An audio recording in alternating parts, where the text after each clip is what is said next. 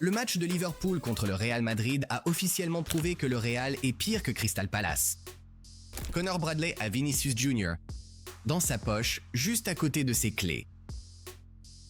Liverpool a marqué l'histoire de la Ligue des Champions.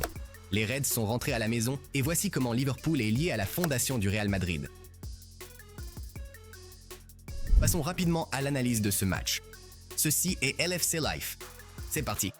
Souviens-toi où nous étions il y a seulement une semaine. 4 défaites consécutives en Premier League, une élimination honteuse en Coupe de la Ligue, une saison qui semblait prête à s'effondrer.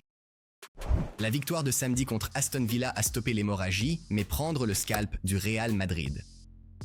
C'est la véritable preuve que nous sommes de retour, sur la voie d'une renaissance durable.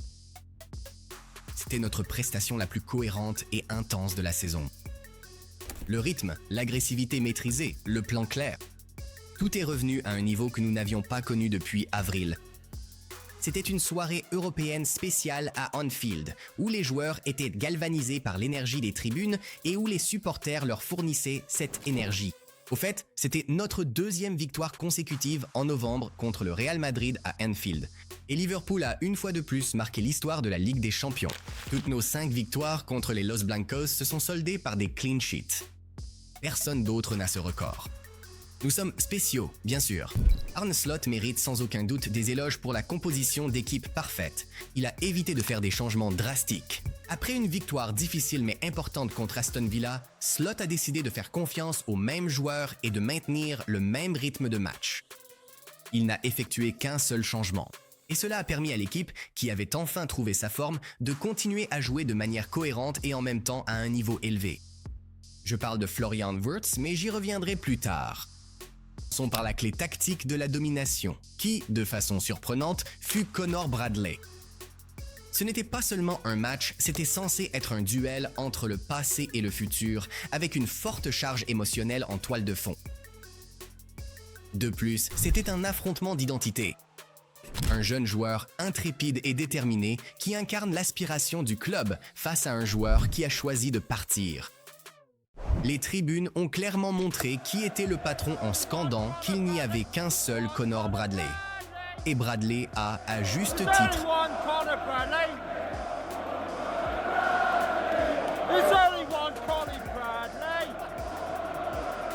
justifié cette confiance.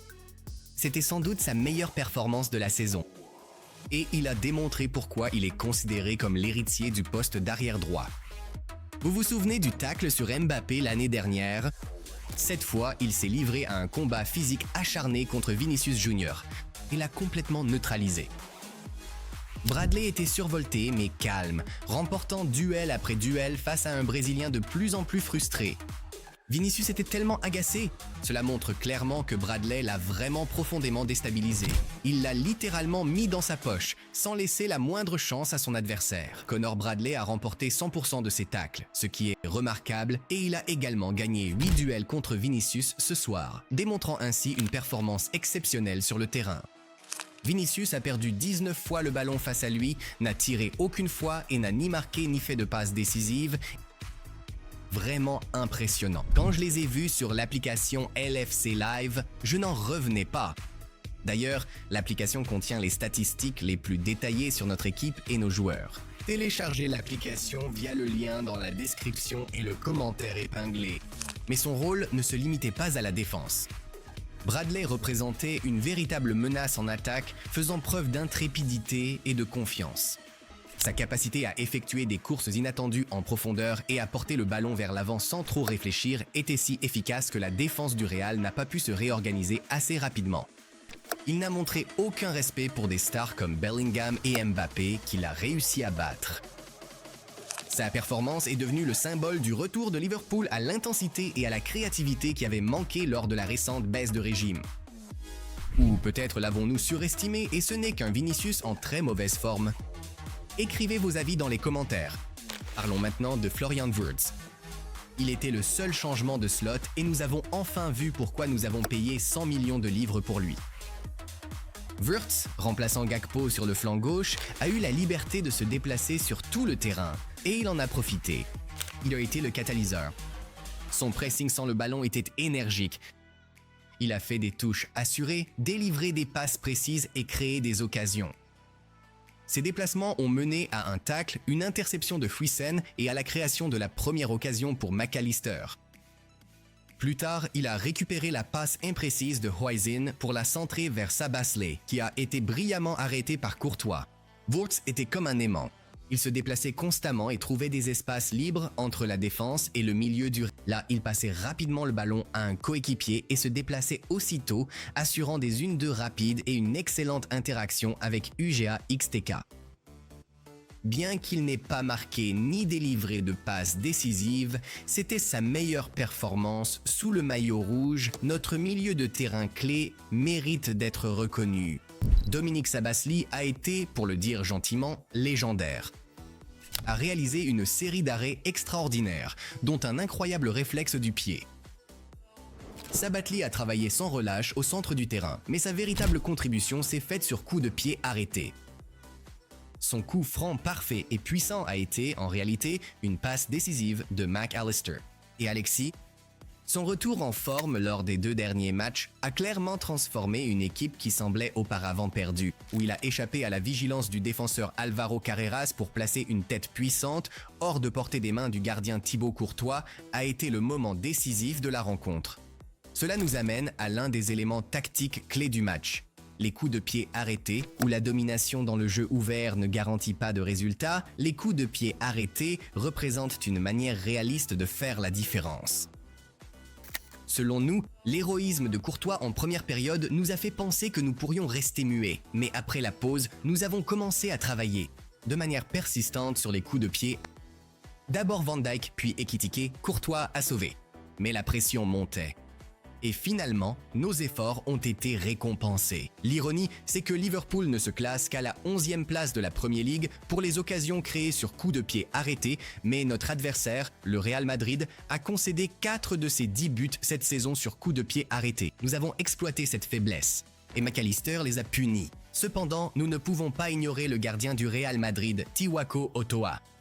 C'était une performance individuelle magistrale qui aurait pu nous priver de points. Sa prestation rappelait celle de la finale de la Ligue des Champions 2022 à Paris, où il avait été l'homme du match. Arrêt du pied sur Sabasli, arrêt sur des tirs de l'extérieur de la surface de Sabasli et McAllister, et un réflexe époustouflant sur la tête à bout portant de Van Dijk. C'était un gardien de but de classe mondiale qui opposait une résistance individuelle. Et même si McAllister a finalement battu Courtois, le match nul aurait été absolument injuste sans lui. En conclusion, parlons du retour en fanfare de Trent Alexander-Arnold. Sa fresque a été vandalisée et le joueur lui-même a reçu un accueil extrêmement hostile, aussi bien pendant l'échauffement que lors de son entrée à la 81e minute. Une cacophonie de huées accompagnait chacun de ses ballons. Les chants en l'honneur de Girard étaient une allusion à peine voilée à ce joueur formé à l'académie qui a choisi de quitter son club d'enfance. Les applaudissements ironiques après ses passes ratées n'ont fait qu'accentuer l'amertume de son retour. Ce fut une soirée difficile pour Trent, mais cela a aussi montré combien les supporters de Liverpool tiennent à la loyauté et à l'engagement envers le club, surtout quand il est remplacé par un joueur aussi dévoué et talentueux que Connor Bradley. Pensez-vous qu'il mérite d'être accueilli ainsi? Écrivez vos avis dans les commentaires. Mais il y a un sujet qui nous rapproche un peu du Real Madrid. Ce que j'ai mentionné au début, comment Liverpool est-il lié à la fondation du Real Madrid? Une histoire incroyable et elle a des racines profondes ici sur la Merseyside. Nous parlons d'Arthur Johnson, l'une des figures clés qui était présent dès les débuts du Real Madrid. Johnson, ingénieur de Dublin, s'est retrouvé à Madrid. Il a joué lors du premier match officiel du club, alors appelé Madrid FC, et marqué leur premier but lors d'un Clasico contre Barcelone en 1902. Il est aussi devenu leur premier entraîneur officiel, et cela pendant une décennie. Il a entraîné Santiago Bernabéu lui-même. Une partie de son héritage est, selon certains rapports, le choix de la légendaire tenue toute blanche du club. Mais le plus intéressant, c'est qu'après être retourné en Grande-Bretagne, Johnson s'est installé ici à Wallasey, Wirral, travaillant pour la United Alkali Company de Liverpool. Il est décédé en 1929 et est enterré à Wallasey à seulement 20 minutes en voiture. Sa tombe est restée sans aucune mention de sa magnifique contribution au football mondial pendant près de 100 ans jusqu'à ce que des supporters locaux et des historiens la restaurent. recueillement partagé, mémoire de l'homme dont les fondations ont aidé à créer le club devenu notre plus grand rival européen. Et une histoire partagée. Ainsi, cette victoire nous hisse à la 6e place du classement, à égalité de points avec le Real Madrid. Et c'est une position qui assure la qualification automatique pour les 8e de finale. Cette nuit a prouvé que notre saison est de nouveau sur les rails. L'équipe que nous avons vue sur le terrain était pleine de caractère, d'intensité et de qualité. Mais maintenant, comme le dirait Slot, ces standards doivent être maintenus. La prochaine étape, c'est à l'Etihad cette semaine. Pouvons-nous réécrire l'histoire ? Écrivez en commentaire ce qui vous a le plus impressionné lors de ce match. Bradley, Woods ou peut-être l'incroyable Courtois. Et n'oubliez pas de vous abonner à la chaîne pour ne pas manquer notre analyse tactique complète du match contre Manchester City.